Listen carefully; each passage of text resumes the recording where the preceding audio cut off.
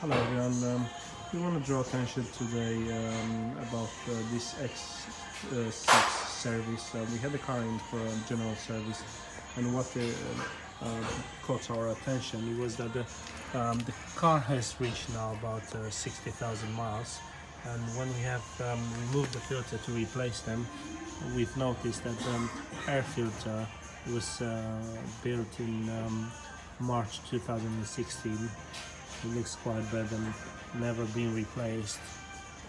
Also the fuel filter, February 2016. So it's surprising that those service items, they never get replaced, and they mean a lot for the engine reliability and functionality on a day-to-day basis.